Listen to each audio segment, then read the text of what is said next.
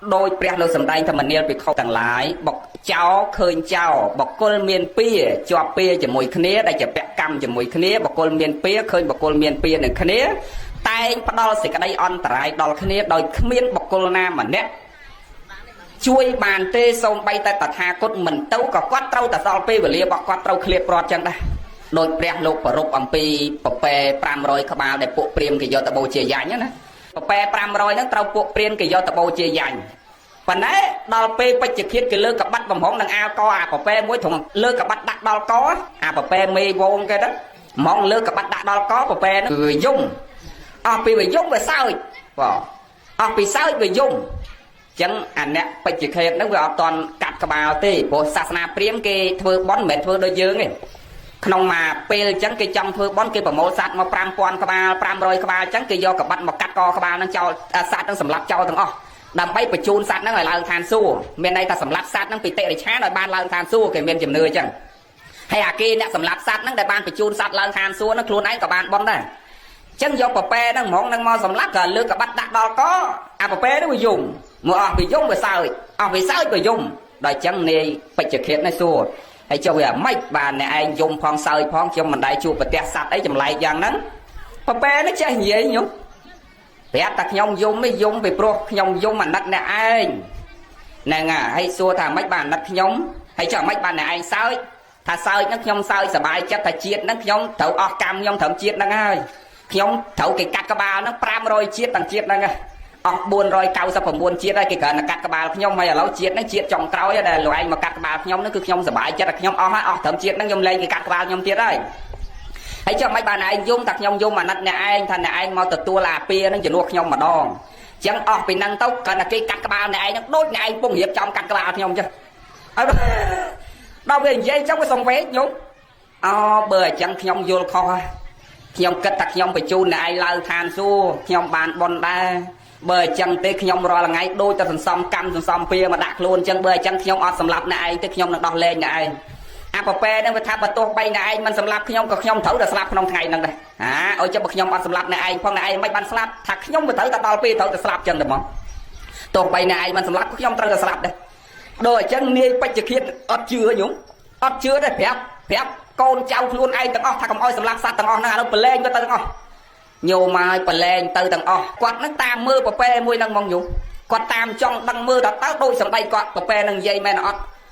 môn tập bộ mình toàn cao sẽ đây sẽ là tóc slot trong phố cầm lăng cam vào màn này đó là pe tam mưa bờ pe nó nghe bờ pe nó khả năng cái bờ lê nhớ với từ si mau các bạn này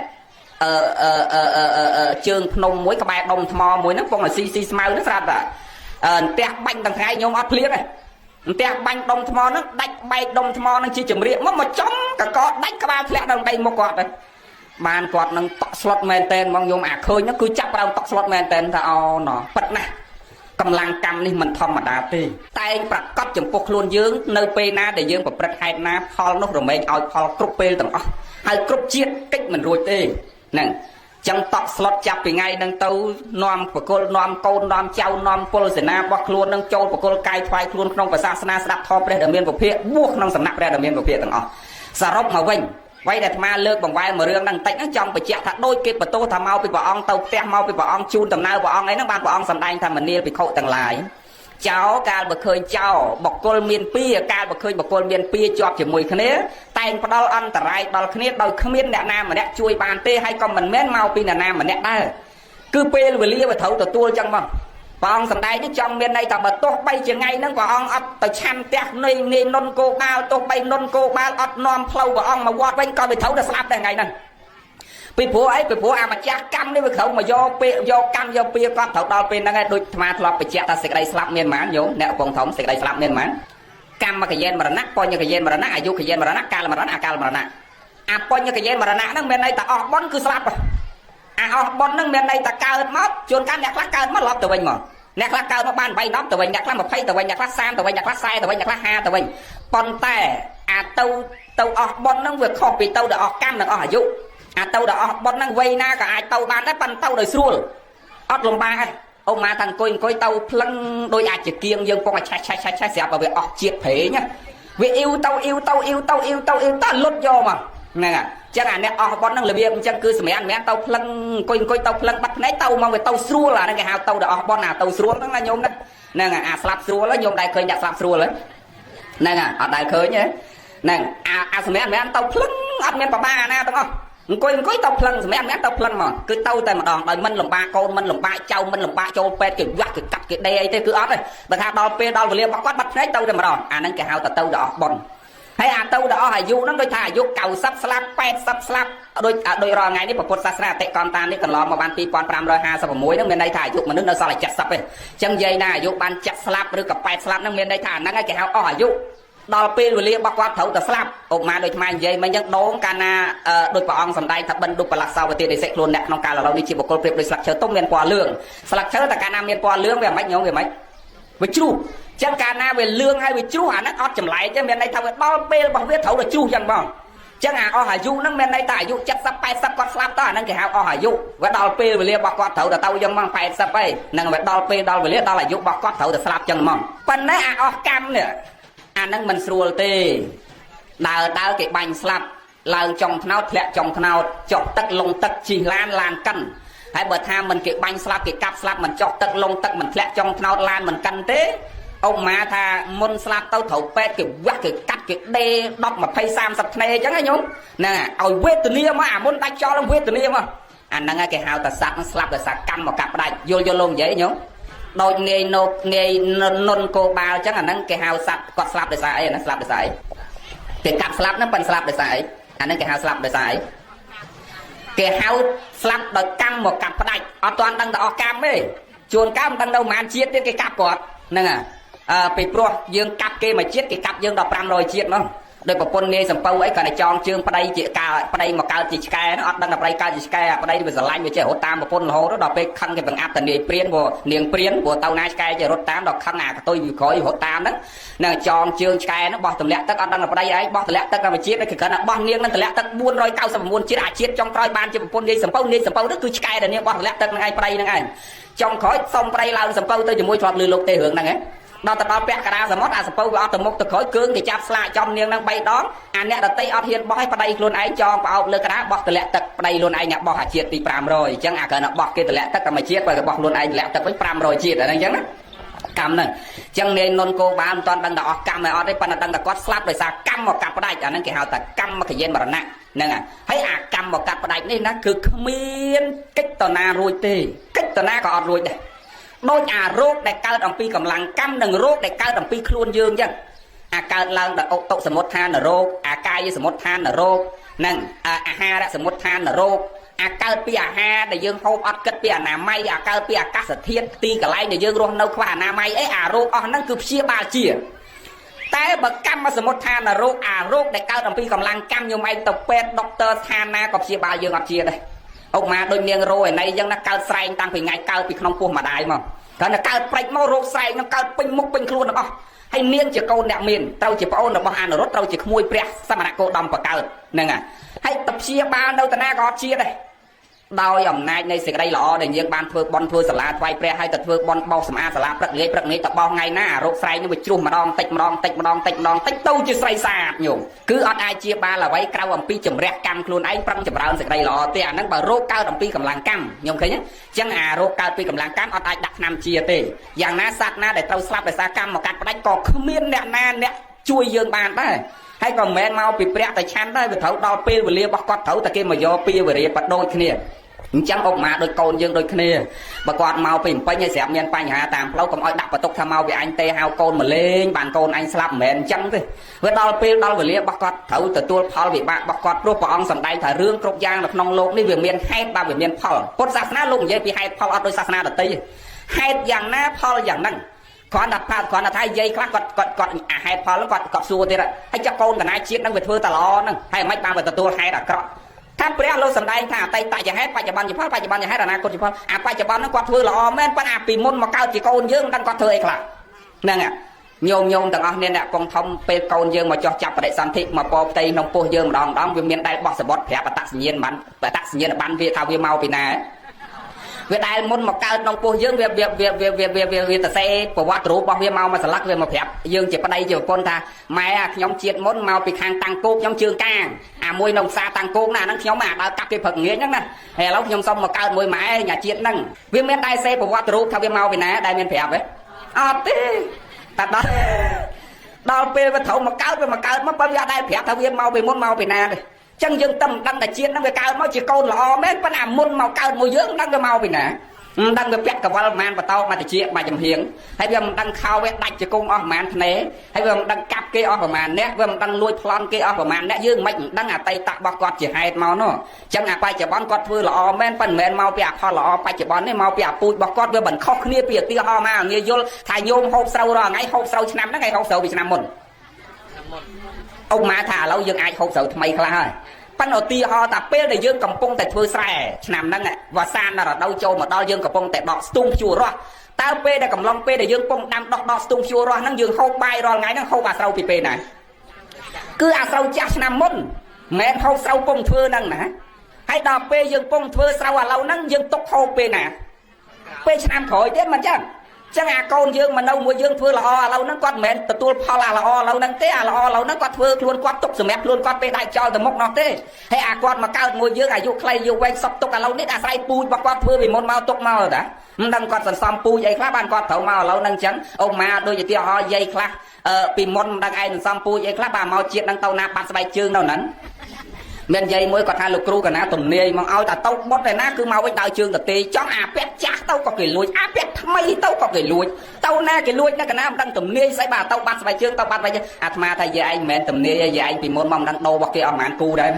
ហ្នឹងហើយវាមិនមែនទំនាយទេអាហ្នឹងនោះគឺកម្មយើងមកពីមុនមកដឹងដើរដោរបស់គេអស់ប៉ុន្មានគូដែរហ្នឹងហើយពីព្រោះពិចារណាមើលគ្រប់គ្នាមិនក៏គេមិនបាត់ហើយមិនបាត់តំណែងឯងហើយគាត់ថាថ្ងៃមួយទុកស្បែកជើងដល់ក្រោមគូដែរក៏លោកទេសនាមុនមកដល់អាចារ្យដាក់បានមេក្រូថាឲ្យងើបក្រោកឈរឡើងសាពះលោកគ្រាន់តែងើបសាពះលោកមកផ្លែគេដកយកបាត់ទៀតអាទុកដល់ក្រោមគូហើយកាលងើបមកផ្លែគេយកបាត់ទៀតអាស្មាថាអានឹងកម្មច្បាស់កន្លែងហើយមិនបាច់ទៅសួរណាថាមកពីទំនាយគ្រូទាយថាមកពីទំនាយចង្រៃអីអត់ទេគឺកម្មច្បាស់ចេះហ្មងមកមែនមកឃើញលោកយាយខ្លះសំអាពូជកម្មយកបាយជើងគេហ្នឹងណាដោយថាខ្លួនឯងពាក់ពីផ្ទះមកញោមចដាំមើលពេលគាត់ទៅវត្តម្ដងមិនមែនយាយយើងដែរយាយណាណៃនោះទេពេលគាត់ទៅវត្តអាស្បែកជើងគាត់ស្បែកជើងតខ្សែជែកទេហើយឲ្យតែត្រឡប់មកវិញគឺដឹងតែពណ៌ខៀវពណ៌សថ្មីចេះហើយដល់ពេលអាផ្ទះចិត្តគ្នាហ្នឹងគេថាយាយឯងពាក់ស្បែកជើងឡំស្បែកជើងខ្ញុំហ៎អាចចៅហើយអញចាស់អាងឹតអញមើលមិនឃើញចៅ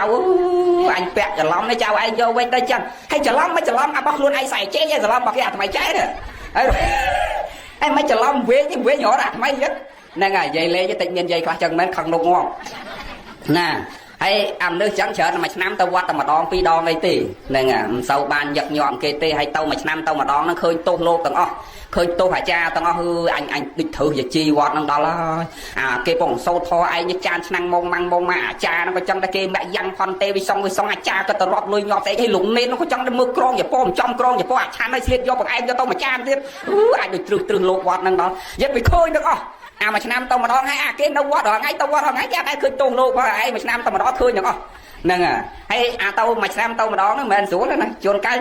ចានស្រាប់ទៅ5ផតបាត់បុក7ដល់1ផតចាន1ផតដល់ពេលមកវិញខជើងជ្រូកពេញទាំងអស់ហ្នឹងហើយនិយាយលេងឯងណាប៉ុន្តែយកមកយកមករបស់វត្តហ្នឹងយកមកអត់អីទេបានបន់តគ្នាយកមកបានបន់ដល់អាម្ចាស់ទៀនគេនោះទៀតហើយគេសប្បាយចិត្តគ្មានអ្នកណាហាមឃាត់ទេហើយប្រសងនេះរត់ទៅសប្បាយចិត្តបានយកមកចឹងលោករត់ទៅសប្បាយចិត្តហ្នឹងហើយបានចែកទៀនបន្តអត់តោះទេអារបស់ហូបនេះយកមកកុំតារបស់គ្រូភ័ណ្ឌអុកម៉ាដូចកធុនលោកឆ្នាំងលោកឯហ្នឹងកុំយកបើអាឆ្នាំងឯកធុនហ្នឹងបើថាបោះវត្តបាត់មិនបាច់ទៅមើលអ្នកណាឆ្ងាយទេតែអ្នកចិត្តវត្តជួនកាលយកចង្ហាន់ទៅប្រគេនលោកឆាហូបបាយវត្តមួយយាយជីហ្នឹងដល់ពេលហូបហើយណែវាសល់អាបាយយាយសល់បាយកន្លះកធុនណាយាយឯងអត់ត្រូវប្រើអីយកទៅនេះយកឲ្យជ្រូកឲ្យមន់អីទៅហ្នឹងអញ្ចឹងខ្ញុំសុំខ្ចីកធុនយាយឯងយកទៅខ្ចីកធុនដល់ពេលយកទៅវាភ្លេចស៊ីដាច់កធុនលោកមួយថ្ងៃក្រោយដាច់អីឆ្នាំងលោកមួយទៀតដាច់រាល់ថ្ងៃហើយចឹងបើថាចង់ដឹងថាកធុននៃឆ្នាំងចានបាត់មិនបាច់ទៅរកអ្នកណាឆ្ងាយព្រៅអ្នកបាយវត្តទេដើរបាយវត្តឃើញព្រោះមកនៅវត្តតាំងពីតូចដឹងគ្មានណាយកក្រៅអ្នកចិត្តវត្តទេអាដឹកអាចគោដឹកគោអាចដាក់ស្រះទឹកលោកក៏អ្នកក្បែរវត្តអាមកបេះលហុងលោកដកចង្កេលោកក៏អ្នកក្បែរវត្តអញ្ចឹងបានពាក្យមួយគេថាចង់ឆ្ងាញ់រនលោកហើយបើចង់ធ្លាក់នរកឲ្យនៅគៀនវត្តហ្នឹងណាហ្នឹងហើយព្រោះគេថាចង់ឆ្ងាញ់រនលោកហើយបើចង់ធ្លាក់នរកនៅបាយវត្តណែបាច់និយាយរឿងហ្នឹងឡននិយាយអស់ហើយ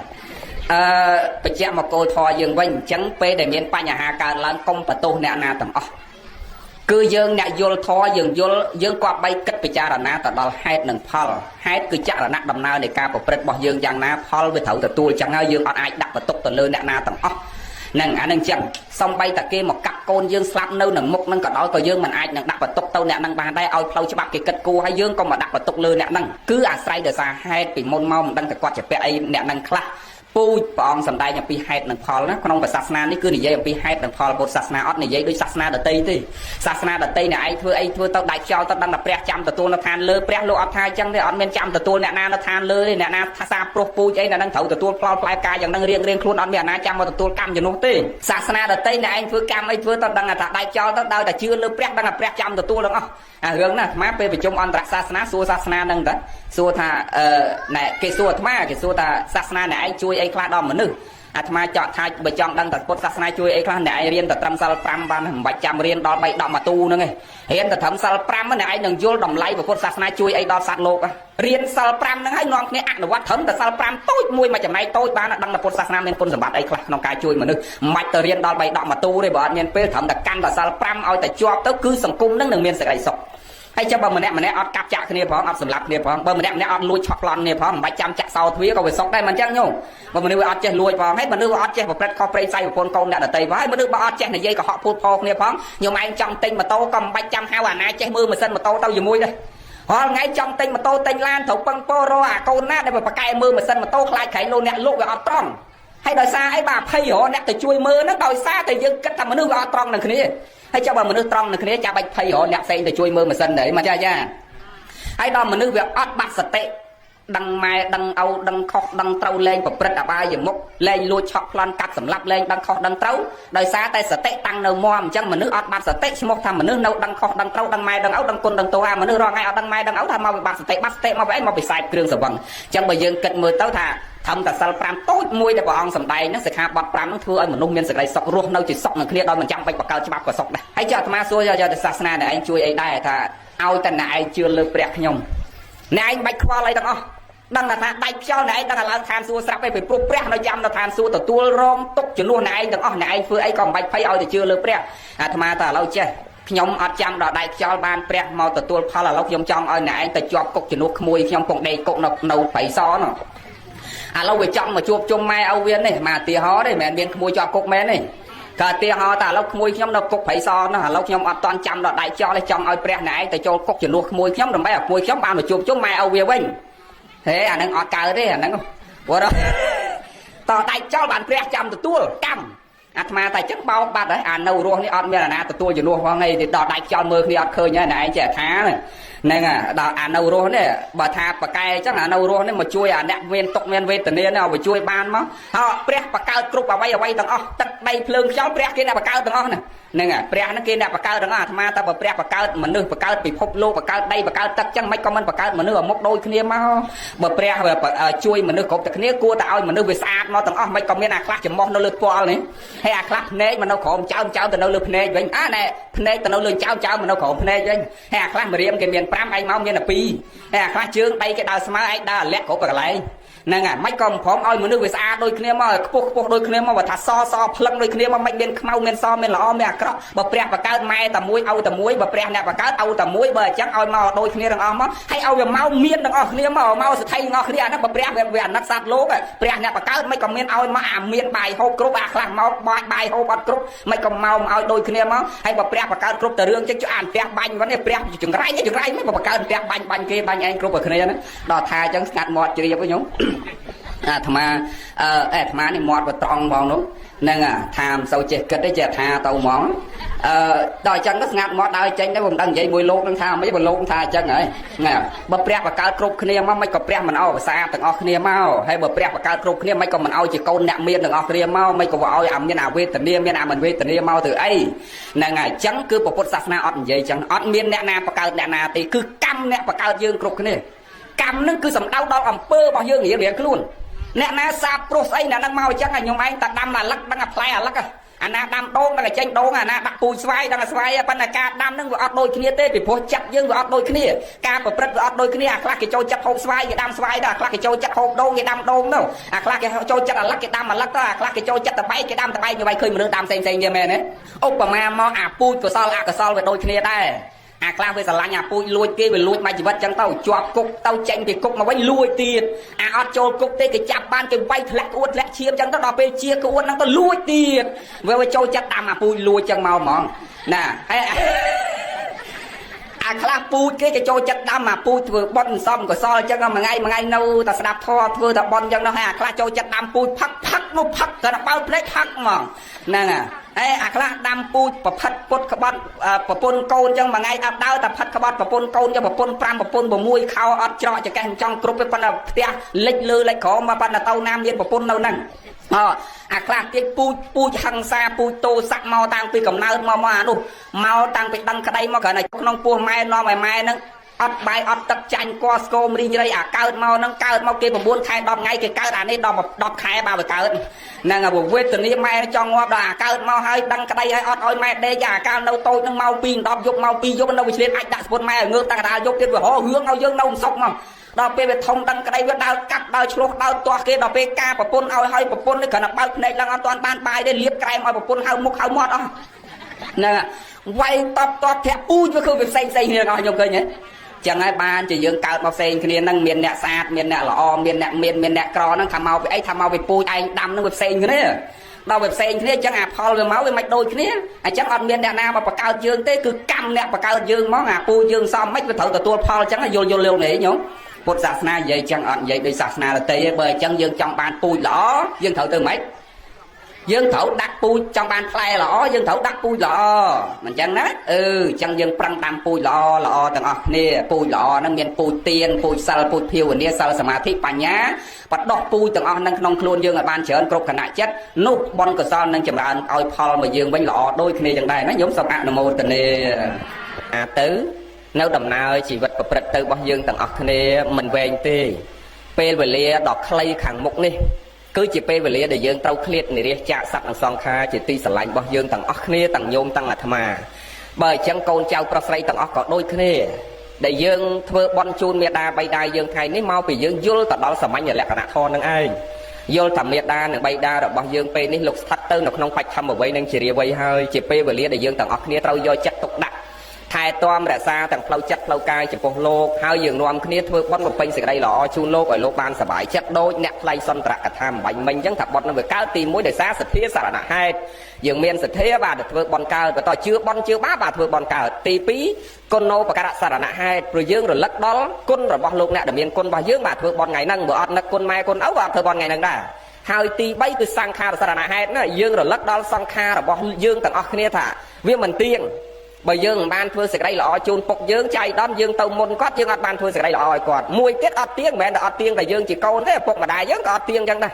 កែងលោយើងអាឡ័យតែចាំដល់មានលុយច្រើនចាំដល់ជុំគ្នាចាំដល់មានពេលវេលាល្អហើយស្រាប់សេចក្តីស្លាប់របស់មាតាបិតាយើងគ្រប់រូបមានចាំពេលវេលាណាមានចាំដល់យើងមានចាំដល់យើងឡើងជាអុកញ៉ាមានចាំដល់យើងឡើងជាឯកឧត្តមឯណាអត់ទេចឹងគាត់គិតយល់ដល់ដំណើរជីវិតថាវាមិនទៀងចឹងហើយបានឲ្យយើងនាំគ្នាធ្វើបន់ថ្ងៃហ្នឹងមិនចឹងណាញោមទាំងអស់គ្នាហ្នឹងអ្នកធ្វើបន់ទាំងអស់យល់ទៅដល់ហេតុទាំង3ហ្នឹងបានអាចកើតចេញជាបន់ទៅបានទី1សទ្ធាហ្នឹងបើតើជឿបន់ជឿបាបបាននាំនេះធ្វើបន់កើតទៅបើអត់ជឿទេគឺมันអាចកើតចេញជាបន់នេះណាទី2ដោយសារយើងជឿហើយយើងមានសេចក្តីរលឹកនឹកទៅដល់គុណរបស់លោកអ្នកដែលមានគុណហើយទី3យើងនឹកដល់សង្ខាររបស់យើងហ្នឹងថាអត់ទៀងចឹងនាំនេះធ្វើបន់ទុកឲ្យហើយហើយយើងទាំងអស់គ្នានេះមិនទៀងទេមិនទៀងតែញោមទេគឺទាំងអស់គ្នាសត្វលោកទាំងអស់ដែលស្ថិតនៅក្នុងលោកសត្វនិវាសនេះគឺមិនទៀងដូចគ្នាទាំងអស់ស្ដេចផែនដីក៏វាមិនទៀងនាយករដ្ឋមន្ត្រីក៏វាមិនទៀងនឹងយើងជារាជសាមញ្ញក៏មិនទៀងមន្ត្រីរាជការក៏មិនទៀងអ្នកណាក៏មិនទៀងលោកលើខែក៏វាអត់ទៀងហ្នឹងពងតែទេខ្យល់កោគាំងផ្លឹងនៅលើខែហ្នឹងក៏មិនដឹងហ្នឹងពងហូបបាយទៅទាំងធ្លាក់សភានៅចានបាយហ្នឹងទៅឃើញវាអត់ទៀងអញ្ចឹងជីវិតណាហើយអាមិនទៀងហើយយើងសម្គាល់ចេះទៀតសម្គាល់ថាពេលណាដែលយើងគួរខំប្រឹងទៅស៊ីទៅសេចក្តីល្អទៅបុណ្យកុសលដើម្បីលំអខ្លួនយើងញោមណាព្រះលោកសម្ដែងថាអ ភរណៈដែលយើងពាក់នៅតិចពាក់នៅដៃពាក់នៅកកហ្នឹងអាហ្នឹងមិនមែនជាអភរណៈដែលល្អប្រសើរទេសម្រាប់ព្រះអរិយបុគ្គលលោកអត់ពាក់របស់ហ្នឹងទេញោមព្រះអរិយបុគ្គលព្រះយោគាវចរព្រះអរហន្តលោកអត់ដែលលំអដោយគ្រឿងអភរណៈខាងក្រៅទេញោមដឹងតែព្រះតសើគ្រឿងលំអរបស់មនុស្សគឺអីញោមគឺអីដោយព្រមចរិយធម៌ដោយការប្រព្រឹត្តហាត់ពុតលត់ដំទៅនៅខ្លួនយើងបានល្អគឺអ្នកណាបានរក្សាទៅនៅសិក្ខាបទនិយាយឲ្យងាយស្ដាប់ដែលយើងស្គាល់ទូទៅថាឲ្យតណ្ណាមានសិលហ្នឹងគឺស្មើនឹងមានអភរណៈជាប់នៅខ្លួនហ្នឹងដែលមិនមានអភរណៈឯណាមានតម្លៃស្មើនឹងសិលដែលយើងបានសង្រួមរវាងប្រសាទទិដ្ឋិយទេអញ្ចឹងតែចែមយាយចោមានសិលហ៎មានយូរហើយអញ្ចឹងមកពីមានសិលបាទអត់មានចាំបាច់ពាក់កវលទេញោមឯងឃើញទេញោមចៅញោមចែមក៏អត់កវលញោមចោក៏អត់កវលញោមចែមក៏អត់ខ្សែកញោមចោក៏អត់មានកវលញោមឃើញទេគឺអត់ចាំបាច់ពាក់កវលពាក់ខ្សែកប៉ុន្តែមានតម្លៃកូនប្រុសស្រីគោរពវ័នទាប្រតិបត្តិព្រឹកល្ងាចហើយមិនមែនតែកូនចៅទេគ្រាន់តែចេញក្រៅផ្ទះញាតិមិត្តចិត្តខាងចាស់ទុំក្មេងចាស់លើកដៃសាពះអោនលំទោនឲ្យតែយើងរក្សាទៅនៅសិលញោមឃើញណែនាយករដ្ឋមន្ត្រីបកនាយករដ្ឋមន្ត្រីទេសរដ្ឋមន្ត្រីពេលគេមកស្រុកម្ដងគេលើកដៃសាពះយាយសិល8សិល10ឯងញោមឃើញអាពួកអ្នកមានឋានៈមកគោរពយាយអ្នកអត់ឋានៈវិញសួរថាតើគេគោរពដោយសារយសសក្តិទូនាទីគោរពដោយសារអ្វីដែលខ្លួនឯងមានឬក៏គោរពដោយសារអីដែលគេឋានៈធំមកគោរពយើងសិល8សិល10ចាស់នេះគឺគោរពដោយសារគុណធម៌របស់យើងចឹងមានន័យថាគុណធម៌របស់យើងនឹងវាមានតម្លៃជាងយកស័ក្តិរបស់គេទៅទៀតដែលគេលើកដៃសាពះថ្វាយអង្គមយើងទាំងអស់គ្នាអ្នករក្សានៅសិលអ្នកប្រព្រឹត្តនៅព្រហ្មចរិយធម៌អ្នកមានគុណធម៌ក្នុងខ្លួនខ្ញុំឃើញចឹងបានព្រះអង្គសម្ដែងថាមលុបអ្វីលើលោកនេះមិនប្រសើរស្មើដល់មលុបធម៌ហើយក៏បន្ទាប់ពីមលុបធម៌ក៏មិនមានមលុបឯណាស្មើនឹងមលុបមេមេដានិងបៃតាហើយអភរណៈអ្វីក្នុងលោកនេះក៏មិនប្រសើរស្មើដោយយើងមានសិលគឺសិក្ខាបទក្នុងខ្លួនទាំងអស់គ្នាហើយត្រូវតែសៀតរសិលទៅពីព្រោះអីពីព្រោះយើងដឹងតែខ្លួនយើងឥឡូវហ្នឹងចូលដល់បច្ចំវ័យឬជារាវ័យហើយអ្វីហ្នឹងជាវ័យអីញោមវ័យអីមិនវ័យស្លាប់ទេវ័យហ្នឹងជាវ័យដែលយើងត្រូវកើតការពិចារណាកើតធម្មសង្វេគណាកើតការពិចារណាថាម៉េចថាអូណរូបកាយរបស់ខ្ញុំនេះហាក់បីដូចជាផ្ទះដែលខ្ញុំសង់បាន60ឆ្នាំ70ឆ្នាំដែលខ្ញុំអាស្រ័យនៅលើផ្ទះហ្នឹងវាបាន70ឆ្នាំហើយអារូបរាងកាយយើងហ្នឹងហាក់បីដូចជាតួនៃផ្ទះឬតួនៃរថអញ្ចឹងណាអាទេសហ្នឹងប្រើ60ឆ្នាំហើយផ្ទះហ្នឹងវាប្រើ60 70ឆ្នាំមកហើយញោមពិចារណាអញ្ចឹងអាវ័យកើតការពិចារណាហ្នឹងពិចារណាអញ្ចឹងឥឡូវរូបរាងកាយអញហ្នឹងឥឡូវនេះអញ60ឥឡូវនេះ70ឧបមាហាក់បីដូចជាផ្ទះដែលខ្ញុំសង់បាន70 60ឆ្នាំហើយញោមអាផ្ទះយើងនៅ70 60ឆ្នាំហើយវាមានសភាពមិនញោមចូលវាត្រុតត្រោមហើយភ្លៀងមកល្មមវាលិចពីខាងលិចពីលើគ្រាន់តែខ្យល់មកខ្លាំងបន្តិចហ្នឹងលេងឯងយកហ្នឹងនៅលើផ្ទះហ្នឹងវាយកទៅលិចយកទៅកើតតាមកម្លាំងខ្យល់វាដូចយើងទាំងអស់គ្នារាល់ថ្ងៃហ្នឹងណាញោមនិយាយពីអង្គុយតែកន្លះម៉ោងនិយាយពីងើបឲ្យញាច់ញ័រឈើច្រត់ផងកៅអីទុកផងតោងគ្នាផងមិនអញ្ចឹងណាញោមណាឃើញវាយកហ្នឹងចឹងពិចារណាមើលទៅតអរូបកាយអញនេះហាក់បីដូចជាផ្ទះដែលអញនៅ60 70ឆ្នាំហើយវាមានសភាពត្រុតត្រោមហើយវាមានសភាពពុកផុយមែនតែនហើយបើអញ្ចឹងទៅផ្ទះហ្នឹងតើកាលណាយកខ្លាំងហើយកាលណាពុកផុយលិចច្រើនកន្លែងហើយកូនគេត្រៀមមិនហើយត្រៀមមិនបើកូនណាកូនគេត្រៀមមិនគេត្រៀមរុះអាហ្នឹងចោលធ្វើផ្ទះថ្មីឲ្យឪហើយមិនយ៉ាងហើយដល់រូបកាយយើងវិញបើថាត្រុតត្រោមបើថាអញញ័រហើយអាហ្នឹងវាមិនវាត្រៀមមិនវាត្រៀមចោលរូបកាយចាស់ហ្នឹងដើម្បីទៅសង់រូបថ្មីមកម្ដងទៀតដល់ដូចតែគ្នាចឹងដែរប៉ុន្តែផ្ទះហ្នឹងកូនមុននឹងរស់គេសំលុយឲ្យគ្រប់តែយើងនេះរូបកាយចាស់រៀបតែនឹងរស់អាចាស់ហ្នឹងចោលដើម្បីដូរបានរូបថ្មីឥឡូវសំអីដែរសំអីឲ្យគ្រប់ដើម្បីបានរូបថ្មីកូនមុនរស់ផ្ទះគេសំលុយហើយយើងនេះមុនរស់អារូបកាយចាស់ដើម្បីបានរូបកាយថ្មីសំអីសំបុណ្យសំទានសំសិលសំភាវនាមិនចឹងនិយាយឲ្យងាយស្ដាប់គឺសន្សំបុណ្យកុសលអត់មានសំលុយទេណាតាចែមហ្នឹងហើយអត់មានទៅមុខទៅយកលុយទៅតាមទេអត់ទេទុកចោលទាំងអស់អាហ្នឹងគ្មានយកអីទៅបានទេបើកូនគេដាក់កប៉ាវទៅក៏គ្មានបានចាយ100ទេបើអាចារ្យមុនដុតហ្នឹងគាត់លោកឃើញគាត់ខ្វេះយកទៅឲ្យពុនគាត់ទៅហើយបើគាត់លោកឃើញដុតឆេះតិចគ្មានបានទេហ្នឹងហើយអញ្ចឹងអត់មានយកអាហ្នឹងទៅតាមទេបងគឺយកបានតែបុណ្យកុសលមួយគត់អញ្ចឹងយើងត្រូវដឹងថាបើផ្ទះអញចាស់ម្លឹងហើយឥឡូវកូនគេចិត្តរស់ចោលហើយយាយវាជួយសំលុយប្រកបកូនហើយដល់ពេលយើងមកពិចារណារូបកាយយើងវិញតើឯងឥឡូវកាយយើងវាត្រុតត្រោមដូចតែផ្ទះយើងអញ្ចឹងដែរផ្ទះយើងត្រៀមសង់ថ្មីបើអញ្ចឹងរូបកាយយើងមិនដឹងថាត្រូវចោលអារូបចាស់ដើម្បីទៅសៀទៅរូបថ្មីមកជាតិទៀតនៅពេលណាទេបើអញ្ចឹងយើងទៅសៀទៅបុតសំទុកទៅហើយដើម្បីយើងសង់បានរូបថ្មីទទួលបានវីសាមនុស្សមកជាតិទៀតទាំងអស់គ្នាហ្នឹងហើយ ពីព្រោះយើងបានវីសាមនុស្សនេះមិនមែនធម្មតាទេមិនដឹងថាតើយមមកបាលគេសម្ភាសសម្រាប់សម្រាំងយើងប៉ុណ្ណាទេបានមកហ្នឹងញោមទាំងអស់គ្នាទាំងញោមតាអាត្មាញោមពិចារណាមើលកំណើតច្រើនណាស់រាប់លានកំណើតជុំវិញខ្លួនយើងហ្នឹងគេចង់មកដូចយើងណាស់បើមកអត់បានដោយសារតែបុណ្យកុសលវាអត់គ្រប់ចឹងយើងតម្រាំតែបានមកវីសាមនុស្សមិនធម្មតាទេប៉ុន្តែឥឡូវនេះវីសាយើងនឹងចិត្ត expire ហើយយាយមុខអាត្មាដែល70 80នេះចិត្តដល់ពេលកំណត់ណាហ្នឹងហើយតែកាលណាយើងចូលដល់វ័យ70វ័យ80មានន័យថាយើងមើលវីសាយើងចិត្តផុតកំណត់ហើយ expire ហើយអញ្ចឹងមានន័យថាវេទិគេចិត្តដកវីសានឹងយកវិញហើយចឹងត្រូវសន្សំពូជបុណ្យឲ្យគ្រប់ដើម្បីបានវីសាថ្មីមកវិជាទៀតតោះនេះទាំងអស់គ្នាណាញោមអនុមោទនាគ្មានស្អីវិសេសជាងបុណ្យទេញោមព្រះលោកសម្ដែងថាបញ្ញសុកតੰបាដិកង្ខាព្រះលោកថាណាដែលមានបុណ្យនឹងដូចច្រានទៅកាន់ស្ថានសួគ៌ចឹងនឹងរុញទៅកាន់ចណ្ដើឋានសួគ៌តែម្ដងនឹងខណៈចិត្តបរិសន្ធិគឺទៅកន្លែងល្អបើថាมันបានទៅឋានសួគ៌ទេបើមកមនុស្សវិញកម្រនឹងកើតក្នុងតកូល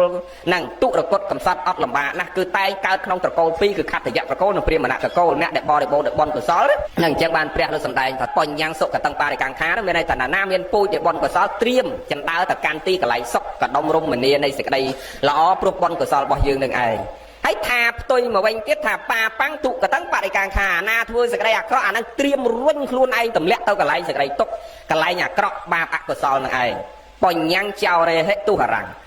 អ្វីគ្រប់យ៉ាងដែលយើងមានក្នុងโลกនេះស័កសម្ភារៈយសសក្តនតួនាទីកុំថាឡើយដល់ទ្រព្យសម្បត្តិតែយសស័កយើងហ្នឹងក៏មានអ្នកលួចបានដែរសម័យនេះតែដើមប្រកួតប្រជែងគ្នានឹងយកសក្តនតួនាទីនឹងសម្បើមណាស់ជាងប្រកួតប្រជែងលុយទៅទៀតញោមថ្ងៃយកលុយទៅប្រកួតប្រជែងគ្នានឹងយកស័កហ្នឹងតាអញ្ចឹងអាយកស័កហ្នឹងក៏គេអាចលួចយើងបានដែរកុំថាតែទ្រព្យសម្បត្តិតែចោលហ្នឹងលួចបានប៉ុន្តែរបស់ក្នុងโลกនេះចោលនឹងអ្នកដតីអាចឈ្លានពាននឹងកេយបំបត្តិយើងបានប៉ុន្តែបុណ្យកុសលគ្មានអ្នកណាលួចអ្នកណាបានទេតែប្រពន្ធជាប់ខ្លួនយើងជាប់ទ្រូងយើងក៏ប្រពន្ធអត់អាចលួចបុណ្យយើងបានដែរពាក្យថាប្រពន្ធអត់អាចលួចបុណ្យបានគឺមានន័យថាម៉េចមានន័យថាបើប្តីអ្នកសន្សំបុណ្យប្តីអ្នកទទួលហើយបើប្រពន្ធអ្នកសន្សំបុណ្យប្រពន្ធអ្នកទទួលបើតែចែមសិល8តែចែមដឹងអាសិល8បានបុណ្យបានកុសលបែបសិល8ហើយបើញោមចូលសិល5គាត់បែបគាត់សិល5មិនអញ្ចឹងណាញោមណាអត់មានលាយឡំចូលគ្នាអត់មានចែកគ្នាកើតទេបាទអាត្មាថាអញ្ចឹងរំលងធម៌ព្រះទេព្រះអង្គសម្ដែងថាបុណ្យហ្នឹងគឺកើតឡើងដោយហេតុ10យ៉ាងបញ្ញក្រាវត្ថុទីតាំងនាំឲ្យកើតបុណ្យនោះវាមានកលែងមួយគឺបត្តិទានមយៈបុណ្យនោះវាសម្រេចដោយការចែកហ្នឹងហើយបន្ទាប់មកយើងអាគេចែកបុណ្យឲ្យហ្នឹងយើងកើតអីបត្តាមានអាពីរហ្នឹងអាមួយចែកឲ្យគេអាមួយគេទទួលយកអាហ្នឹងក៏បានបុណ្យដែរណាចឹងហើយបានញោមខ្លះគាត់សួរមកទៅលោកគ្រូកណាជាប្តីរវល់ធ្វើការរស់ស៊ីហើយកណាសក់រតលុយមកចូលគ្រួសារគ្មានពេលបានទៅវត្តទៅធ្វើបុណ្យទេបើប្រពន្ធកណាគេតនេគេនៅផ្ទះគេថាបុណ្យថ្ងៃទៅប្រពន្ធកណាអ្នកធ្វើកណាអ្នករលុយបានបុណ្យទេថាចុះពេលប្រពន្ធមកដល់ផ្ទះវិញប្រពន្ធដៃចែកបុណ្យឲ្យទេថាប្រពន្ធចែកហើយពេលប្រពន្ធចែកម្ដងនេះយើងកើតសេចក្តីជ្រះថ្លាបាត់តាទទួលយកពីញឹមទទួលយកបុណ្យពីប្រពន្ធទេថាពេលខ្លះក៏ញឹមពេលខ្លះក៏ចងមុខដាក់ចឹងដែរវាដូចញឹកញាប់ពេកទៅវត្តញឹកពេកទៅអាពេលចងមុខអាហ្នឹងអត់បានទេប៉ុន្តែបើអាពេលកើតសេចក្តីជ្រះថ្លាអាហ្នឹងដឹងតែបានបុណ្យបានកុសលព្រោះព្រះលោកសម្ដែងថាកើតដោយអាការទទួលគេចែកឲ្យហើយយើងទទួលយកដោយសេចក្តីរីករាយអាហ្នឹងបានបុណ្យដូចគ្នាដល់តើញោមចែមអញ្ចឹងបើយើងមិនបានទៅធ្វើប្រពន្ធចែកឲ្យត្រូវទទួលយកដោយសេចក្តីរីករាយតែបើថាអត់បានធ្វើហើយអាប្រពន្ធចែកឲ្យហើយក៏មិនសេចក្តីត្រេកអររីករាយសោមនស្សជាមួយនឹងបុណ្យកុសលដែលគេចែកឲ្យទៀតអាហ្នឹងគ្មានបានចែករំលែកបុណ្យកុសលបានទេអញ្ចឹងហើយបានជាអាត្មាបញ្ជាក់មិញថាទុកបីប្តីប្រពន្ធនៅជាមួយគ្នាក៏អត់អាចចែកបុណ្យកុសលនឹងឲ្យគ្នាបានមានន័យថាមិនអាចចែកឲ្យដរាបណាគឺអ្នកដែលទទួលនឹងមិនមានសេចក្តីត្រេកអរជ្រះថ្លាទទួលអាហ្នឹងគេចែកតែមិនក៏អត់បានដែរញោមចំណាំអញ្ចឹងរបស់ទ្រព្យខាងក្រៅគេអាចលួចយើងបានប៉ុន្តែបុណ្យកុសលមិនអាចមានអ្នកណាលួចពីយើងបានទេហើយមិនមែនតែបុណ្យដែលគេលួចអត់បានទេអាបាបអកុសលដែលយើងប្រព្រឹត្តហើយក៏គ្មានអ្នកណាមកទទួលជំនួសដែរ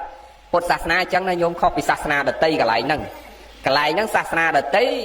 ឧបមាដូចយេស៊ូបើមិនចង់បញ្ចេញឈ្មោះគេទេអ្នកណាធ្វើអីធ្វើទៅគឺមានព្រះចាំទទួលលាងបាបមិនអញ្ចឹងណាញោមណា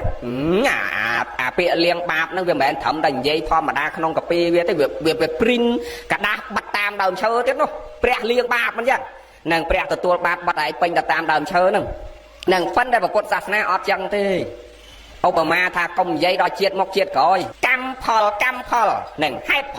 លគឺនិយាយពីហេតុផលមកអត់មាននិយាយពីអាណាមកទទួលទេហេតុមានន័យថាម៉េចហេតុមានន័យថាឯងជេរគេបច្ចុប្បន្នបាត់បរិហាគេបងលុយប្រមាណលានហើយត្រូវជាប់ទោសប៉ុណ្ណាអាហ្នឹងតាមមាត្រាដែលបានចែងអ្នកណាអ្នកជេរអ្នកហ្នឹងអ្នកទទួលតនេទៅប៉ុនប៉ងសម្លាប់គេសម្លាប់បានសម្រេច មនុស្សជាតិគិតទុកជាមុនដែលមានការរៀបចំគ្រោងទុកជាមុនបកព្រមដោយចេតនាទៀតមានន័យថាអាគិតទុកជាមុននឹងជាប់គុកមួយជីវិតគឺជាប់គុកខ្លួនយើងមួយជីវិតបើប្តីអ្នកសម្លាប់ប្តីអ្នកជាប់គុកអត់មានប្រពន្ធអ្នកទៅជាប់គុកជំនួសទេមិនអញ្ចឹងណាញោមពុទ្ធសាសនានិយាយអញ្ចឹងអ្នកណាសាងស្អីគឺអ្នកនឹងទទួលខ្លួនឯងអត់មានអាណាមកទទួលទេអានឹងបច្ចុប្បន្ននឹងផងយើងឃើញភ្នែកផងហ្នឹងហើយឧទាហរណ៍ឲ្យងាយយល់ដូចអាធ្លាប់បញ្ជាក់ថាអាហេតុផលហ្នឹងមានន័យថាម៉េចហេតុផលឧបមាថាយើងលើកដៃសាពះគេធ្វើមិនដាក់យើងលើកដៃសាពះគេអាហ្នឹងជាអីយើងលើកដៃសាពះគេជាអីយើងគ្រប់គេយើងលើកដៃសាពះគេជាហេតុណាយើងលើកដៃសាពះគេនេះជាហេតុដល់គេសាពះយើងមកវិញអាហ្នឹងជាអីអាហ្នឹងជាផលហ្នឹងហើយយើងនិយាយព្រោះដាក់គេវាជាហេតុដល់គេនិយាយព្រោះមកកាន់យើងវិញវាជាផលអាហេតុផលហ្នឹងមានន័យថាអញ្ចឹងញោមចែមយល់ហ្នឹងហើយគឺគ្មានអ្នកណាអ្នកសាងហើយអ្នកណាអ្នកមកទទួលជំនួសយើងទេយើងសាងយ៉ាងណាយើងទទួលយ៉ាងហ្នឹងហ្នឹងហើយផលហេតុយ៉ាងណាគឺផលយ៉ាងហ្នឹងពុទ្ធសាសនានេះអញ្ចឹងយើងប្រឹងចម្រើនសេចក្តីល្អទាំងអស់គ្នាឲ្យដឹងតែខ្លួនយើងចាស់ជារាត្រុតត្រោមទាំងអស់គ្នាតើកាលណាចូលដល់វ័យ78ហើយយើងទៅសៀទៅរកអភរណៈគឺបុណ្យកុសលសិលទានទាំងអស់គ្នាណាញោមណាយើងលែងលំអដោយកវលដោយខ្សែកទៀតហើយវ័យហ្នឹងយើងលំអដោយបុណ្យកុសលលំអដោយសិលទាំងអស់គ្នាដោយពាក្យមួយគេថាទឹកស្រក់លើថ្មលំអធម្មជាតិយុស័កប្រាជ្ញាតលំអជីវិតកងបុណ្យកុសលលំអផ្លូវចិត្តឯខន្តីពិតលំអអ្នកប្រាជ្ញនេះគេថាកងបុណ្យកុសលលំអផ្លូវចិត្តមានន័យថាអ្នកណាមានបុណ្យគឺសោមនស្សផ្លូវចិត្តមិនដែលទូមនស្សផ្លូវចិត្តទេនិយាយឲ្យងាយស្ដាប់អ្នកណាមានបុណ្យកុសលក្នុងចិត្តធ្វើសេចក្តីល្អច្រើនគឺមនុស្សនឹងអញញឹមសប្បាយចិត្តរីករាយមិនដែលចេះជាពាក់ផ្លូវចិត្តជាមួយអ្នកណាទេមិនអញ្ចឹងណាញោមណានេះអាយើងជាពាក់លុយគេអាហ្នឹងកើតទុកមកល្មមទេណាយាយប៉ុន្តែបើធ្លាប់ធ្វើសេចក្តីអាក្រក់ដាក់អ្នកណាម្នាក់អាចជាពាក់ផ្លូវចិត្តគេហ្នឹងគឺមានវិបដិសារីមួយជីវិតមិនចឹងឯងយល់មិនមែនទេអូម៉ាតែធ្លាប់លួចមន់យីសយមួយហ្នឹងឲ្យតែឃើញមុខយីសយដល់តែឲ្យមុខចុះរហូតមិនចឹងឃើញវាជាពាក់ផ្លូវចិត្តគេវាកើតទុកវិបដិសារីក្នុងជីវិតទូមម្នោះផ្លូវចិត្តរហូតណាចឹងកុំឲ្យវាជាពាក់ផ្លូវចិត្តដោយសេចក្តីអាក្រក់ឲ្យជាពាក់ផ្លូវចិត្តដោយសេចក្តីល្អជាពាក់ផ្លូវចិត្តដោយសេចក្តីល្អមានន័យតែធ្លាប់បាយឲ្យបាយអ្នកសុំទានមួយដុំឬក៏ធ្លាប់ណែនាំគេឲ្យដើរផ្លូវទៅពីមុនវាញៀនឆ្នាំដល់ណែនាំវាឲ្យវាលែងញៀនឆ្នាំស្រាប់វាប្រឹងរៀនសូត្រទៅស្រាប់វាឡើងទៅជាឯកឧត្តមទៅជាអុកញ៉ាដល់កាយក្រោយកលេចឃើញវាកាលណានឹកឃើញតែអូអញធ្លាប់ណែនាំកូនហ្នឹងពីមុនវាដើរប៉ោឡែឥឡូវវាឡើងឯកឧត្តមហើយសប្បាយចិត្តរីករាយទៅណាក៏សប្បាយចិត្តខ្ញុំឃើញទេអញ្ចឹងអ្នកណាដែលបានធ្វើសេចក្តីល្អអ្នកនឹងស្មើ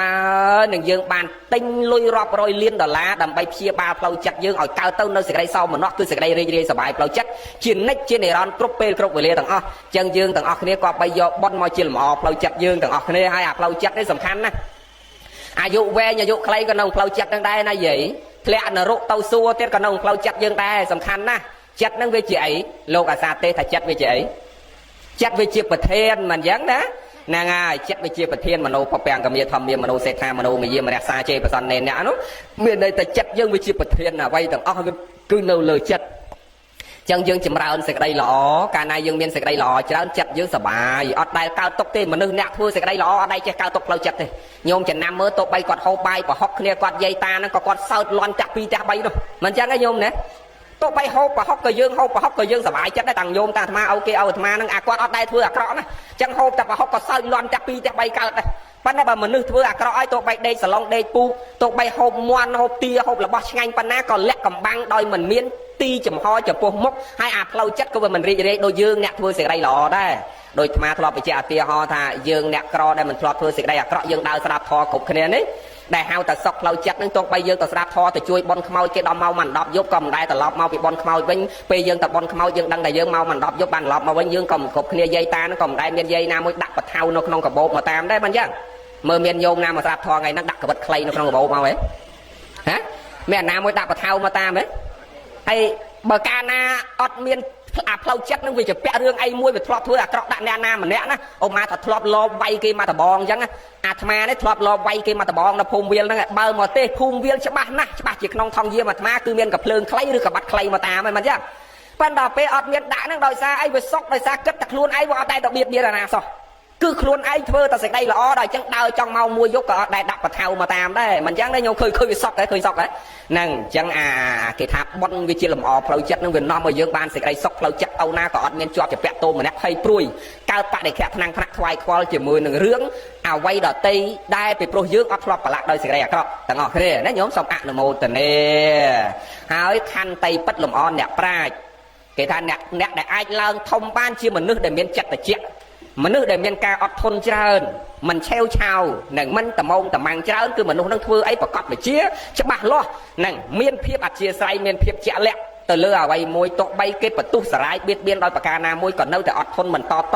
ទៅវិញមនុស្សនឹងមានការពិចារណាគិតវែងឆ្ងាយបែងចែកខុសនឹងត្រូវច្បាស់លាស់ទោះបីដឹងតែគេធ្វើខុសដាក់ខ្លួនក៏នៅតែមិនតមិនបន្ទុះសារាយទៅវិញជាមនុស្សដែលអនាគតនឹងទៅជាអ្នកធំទៅជាអ្នកប្រាជ្ញដូនតាយើងគេបញ្ជាក់ថាអញ្ចឹងហើយញោមចំណាំមើលណាមនុស្សដែលស្ងាត់ដែលមិនមានការឆេវឆាវដែលមិនមានការត្មងត្មាំងមានសទ្ធាស្រ័យមានការអត់ធន់មានសេចក្តី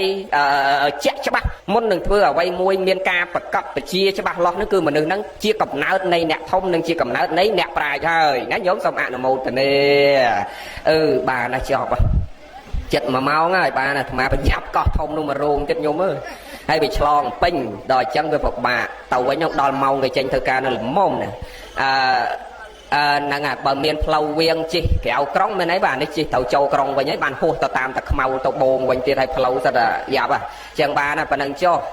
ចាំជួបគ្នាថ្ងៃក្រោយអាត្មាថាទេសម៉ោង12ចប់ម៉ោង1ឥឡូវទេសម៉ោង1ចប់ម៉ោង2ហើយវាលើស1ម៉ោងហើយដោយសារមកខ្លួនឯងវារវល់ផងហើយណជីហួសផ្លូវនេះមិនហ្នឹងទៅដល់ណាដល់ណីនោះបើវាយដាក់វត្តប្រាសាទរាំងសីវាអត់ចេញញោមផែនទីវាយវាអត់ចេញ